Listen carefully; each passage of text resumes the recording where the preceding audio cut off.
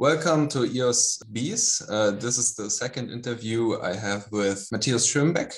He is the coder and designer of ZEOS on EOS, and it's a great project. We already made one interview in German, but now it's time to get to the broader audience and do it in English, of course. So how are you doing? Yeah, great. Thanks for having me again, this time in English, which is great. Yeah, I hope, as you said, this will reach some more people. And yeah, I'm doing great. Just today, I was happy to announce, make another big announcement, which we might talk a little later maybe. Sure. But yeah. Yeah, very exciting. So my first question to you was, I was thinking about, all the ICO days. It's been years, so to say, and in crypto space, that's a long, long time. So why was EOS the blockchain of your choice back then? Or, when you started to work on ZEOS? Right. So I joined EOS very early, also during the ICO phase, because I was following Daniel Larimer already and was super excited about the stuff he was doing. Also, I liked that he was libertarian-minded and very freedom-oriented, and this is something I can identify with. And he's also a great developer and with a lot of experience in blockchain, obviously. And so I was super excited about EOS back then, and but didn't join EOS as a developer until basically late 2020, when I joined Vigor and helped out a little bit. This was like my my entry as a developer into EOS, and it was a lot of fun. And from there on, I started to get involved in other projects until I started my own one, ZEOS. So the question, why EOS? Well, in my opinion, EOS has the best resource model of all blockchains. It's very easy to understand, and it's very well abstracted. In a lot of other blockchains, you have to first get familiar with the concept because they have new terms for their resources, and it's, in my opinion, not so intuitive. On EOS, everything is abstracted very natively. Like you have CPU, you have net, you have RAM, so it makes perfect sense. And yeah, developing on EOS is just super fun, and it's very advanced in so many ways. I mean, we all know that, right? At least the people who are still in EOS today are probably the absolute diehards. So we all know that EOS is technologically so advanced, not only in terms of performance, but also the permission system is so powerful. And so we haven't even seen anything yet. I mean, it has so much potential. And so, yeah, I'm happy to showcase some of the EOS IO features with my own project now, and what you can do with EOS, which is a great tech. Yeah, sounds great. I mean, we didn't have this covered in the last interview. I didn't know that you were working for Vigor, but I mean, that's like a great entry point to EOS, right? Absolutely. Great team, great project, definitely. Right. So how much time would you say have you spent on the development part of ZEOS, like your own personal project?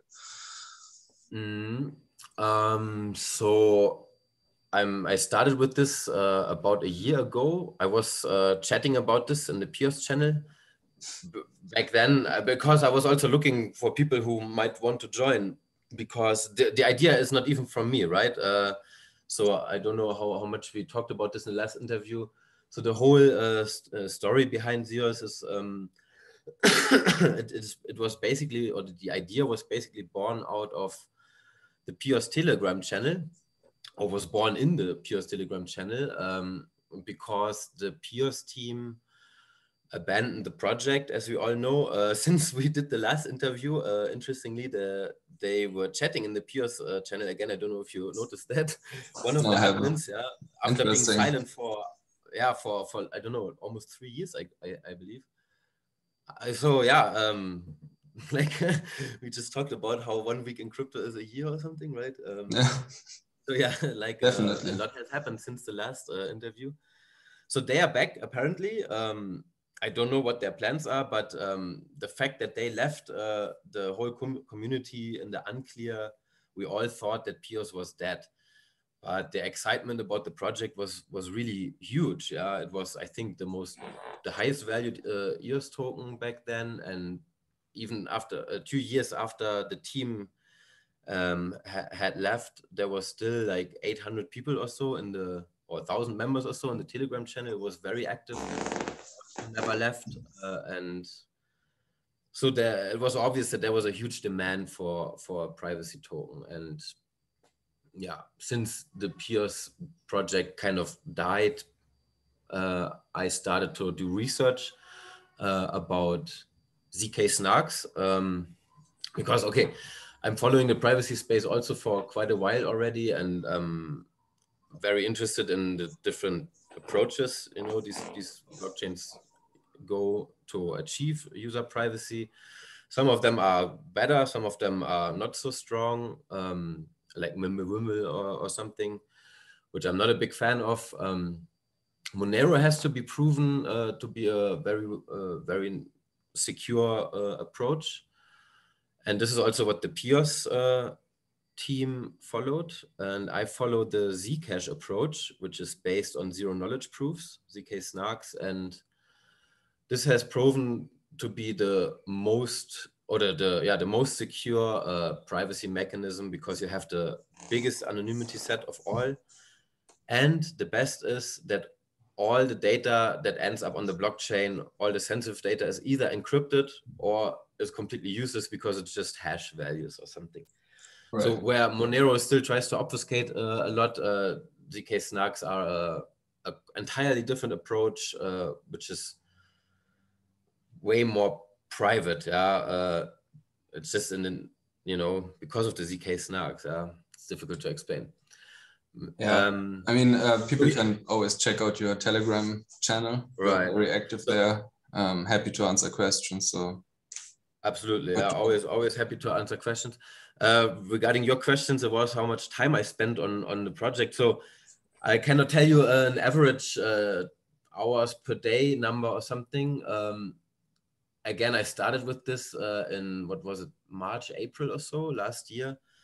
And I was doing this next to my normal job, of course, yeah, and it was a lot of research in the beginning. So I started coding only in October last year. So after 6 months of researching, of studying, actually, basically the Nightfall protocol that was built for Ethereum. This is basically what my whole concept is based on. But using a different code base. So I'm using the original Zcash code base, which is very very well audited and battle tested.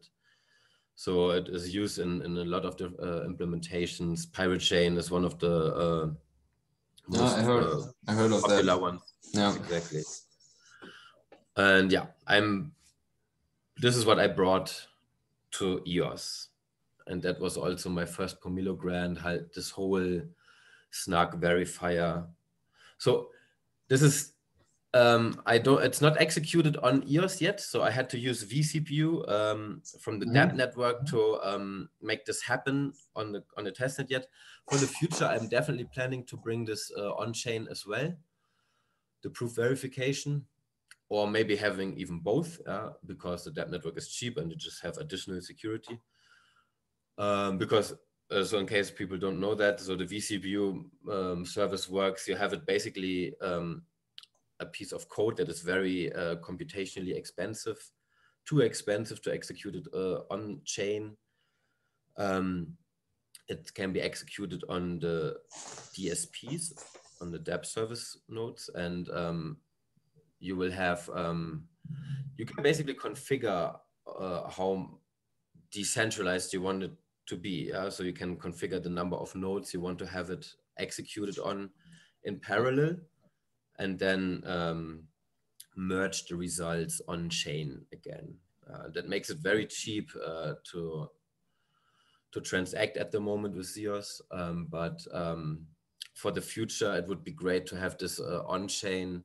So there are ways to do this, but yeah, it would need some additional intrinsics to be added to the EOS VM.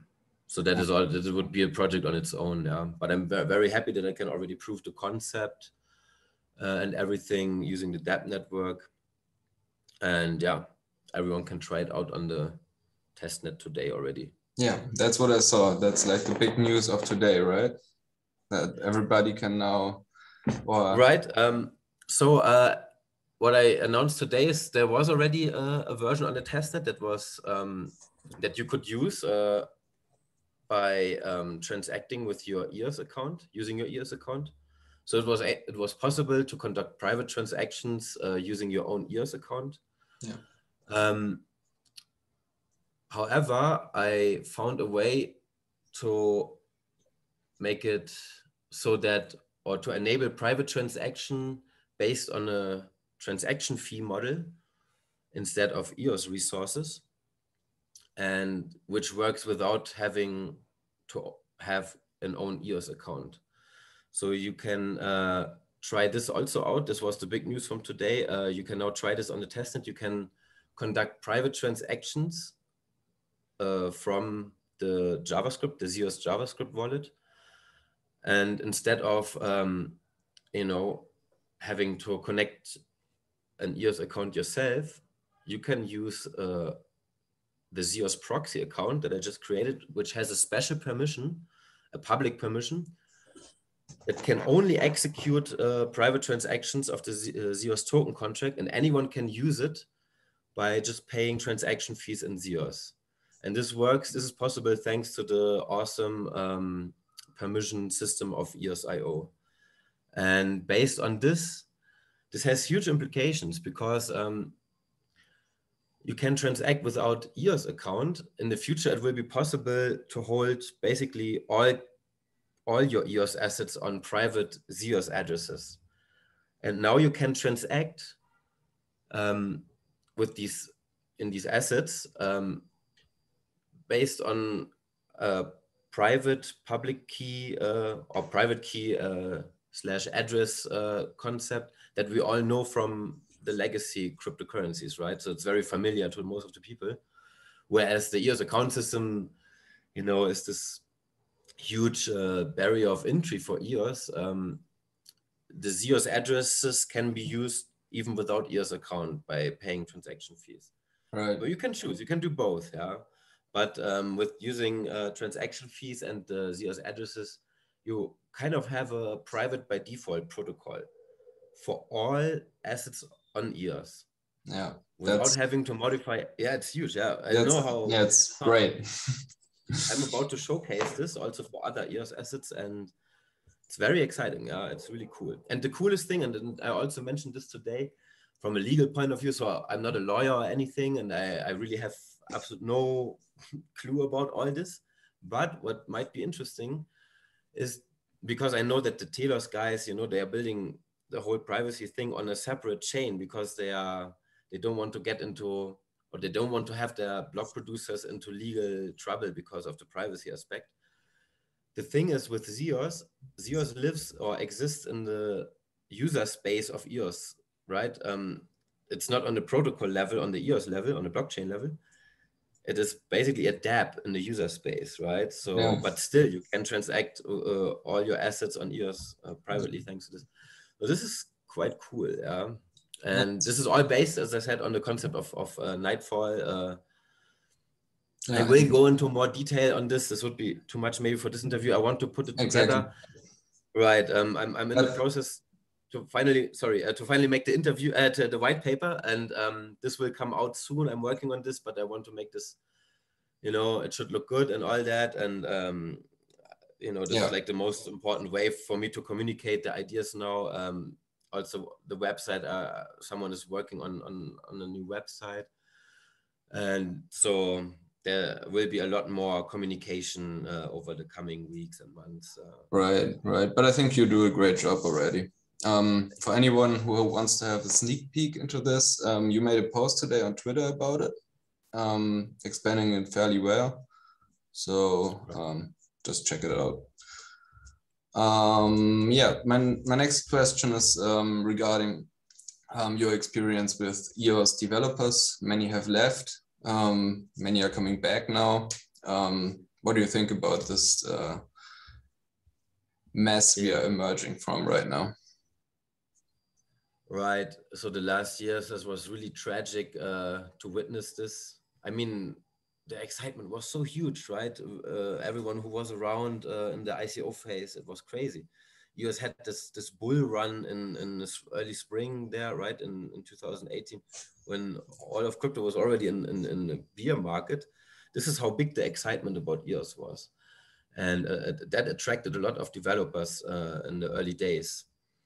And there were a lot of great blog producer teams and all that.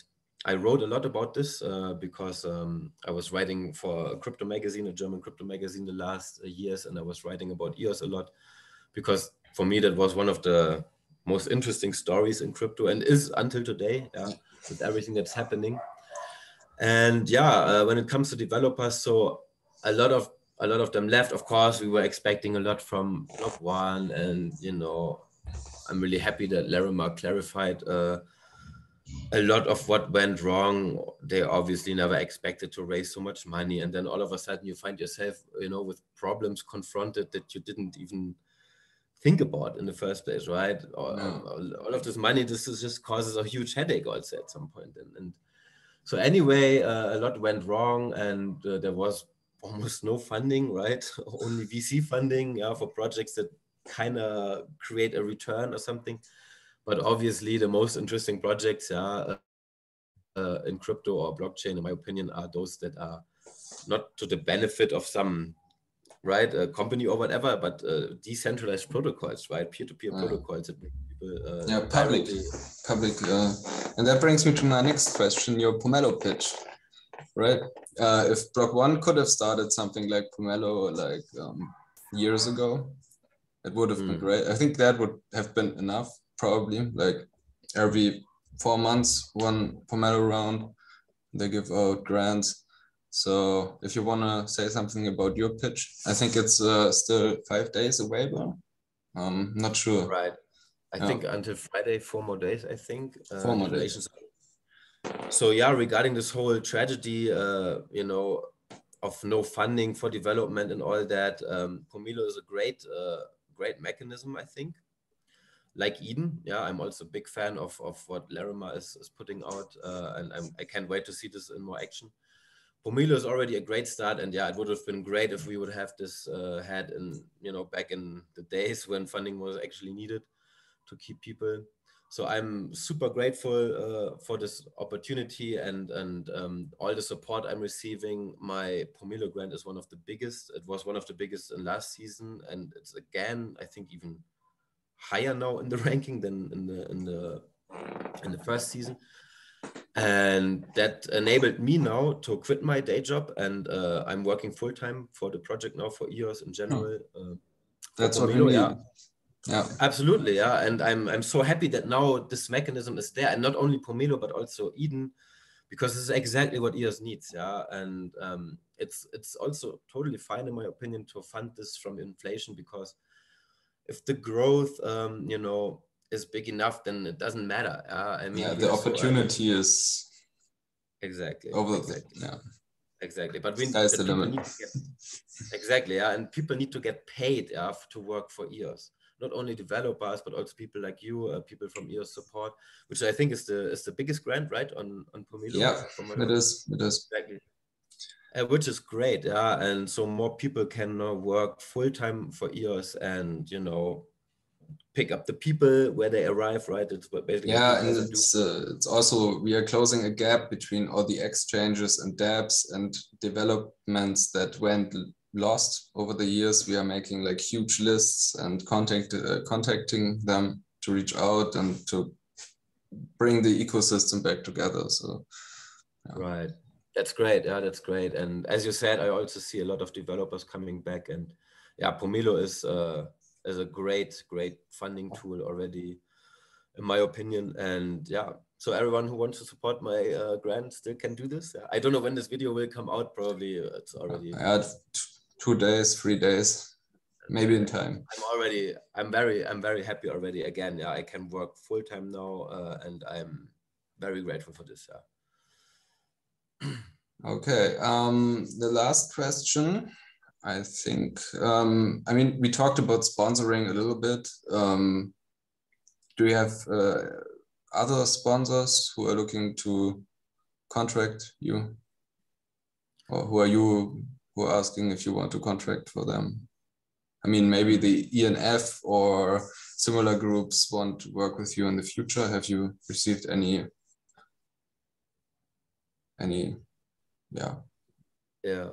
requests, so to say?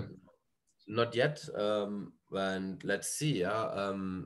I mean, of course, I cannot say what the priorities are of the ENF or so. A lot of people have approached me already, also from other projects on EOS, like the DeFi box guys, for instance. They are very interested in private DeFi. And so the interest is huge. Yeah, I get messages every day now, and I cannot keep up with it anymore. I mean, I gave up on that a long time ago. Yeah. So if people message me and I don't reply, I try to read all messages in the Telegram, but so this is the best place in the group to reach out, but it's too much. Yeah. So the interest is great.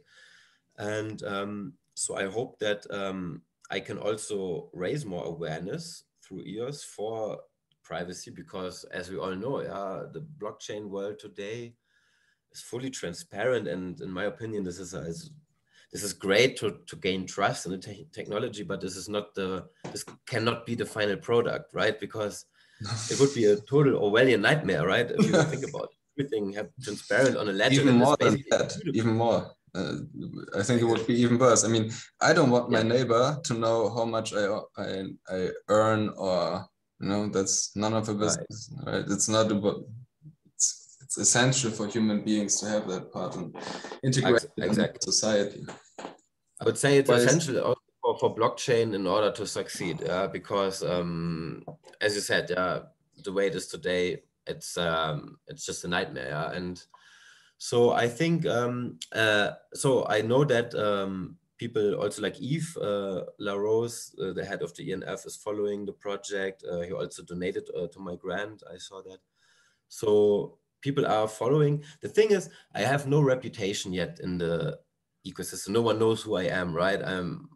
So this is also a great chance for me now to build reputation. So I'm, of course, obviously super grateful for all the trust that I already gain, right, from the people. I mean, everyone who donates to support my project is obviously showing that. But I think it will take a few months and maybe years, for them also to look really into what I'm building. I basically almost everything is open source, what I'm doing, and if they take a look, so I'd be happy to have some developers looking into the code. I try to document everything, so a lot will come on that, even a specification, which is part of my Pomelo grant right now as well. And so I'm not just focused on ZEOS, but really to create a private ecosystem on EOS and to provide also developer tools that enable other people to super easily integrate that into their dApps. So that is basically what all my Pomelo stuff is about, because this is the only, right, this is the public good aspect of my. Yeah, exactly. So do you have a roadmap you want to share, or are you just updating us on the newest developments like this morning? I should definitely put one together. It's all on my list. My private life is a bit chaotic over the last months, and it still is. But again, now I'm full-time on this, and this gives me so much more time, to also focus on this stuff, because this was something that I couldn't spend too much, or that I just didn't spend too much time on, because I was more focused on, getting my proof of concept out there and a demo application. but also be able to just check for myself if this is really possible on EOS. Yeah.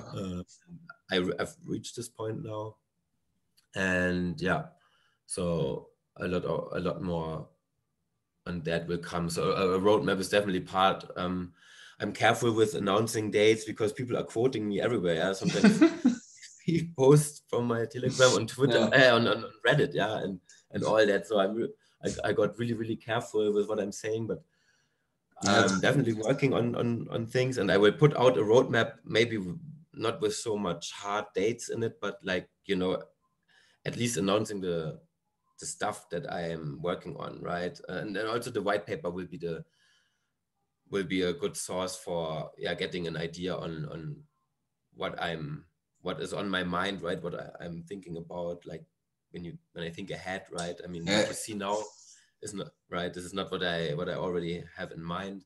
No. Don't let the planning get into your creative flow.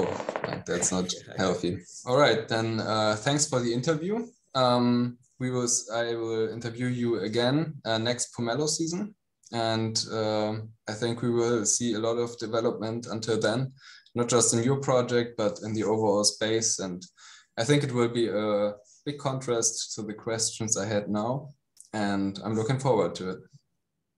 Yeah, thank you so much for having me and giving me the opportunity to talk publicly about this. Super exciting. I'm as well super excited about everything that's going on in EOS right now. So yeah, anytime. You're welcome. Have a nice time and enjoy the weather in South America. Thank you. I mean, it's okay in Germany as well, but ja, ist der Winter vorbei in Deutschland jetzt? We had snow 1 week ago, like like 20 centimeters, but now it's like 15 degrees Celsius. So and the sun is shining. So as soon as May comes, ja. Ja, ich muss sagen, den Winter, den vermisse ich echt. Also das vermisse ich nicht so sehr, ja. War in Berlin auch immer schön, auch immer mit Schnee und so weiter, aber es ist so kalt und ja, ich wohne in Hamburg. Also bei mir ist es immer bei mir ist es immer Regen. No? Ja, ich bin auch in Norddeutschland aufgewachsen, also Husum, sagt ihr wahrscheinlich auch was. Okay. Ja, da habe ich mein Abi gemacht. Ja, genau. Ja, cool. Ja. Gut, dann okay, also wir hören Sebastian. Voneinander. Und ich sag dir Bescheid, wenn das hochgeladen ist. Alles klar, super. Vielen Dank, ja. Ja, gerne. Really appreciate it. Krass. Goodbye. Bye.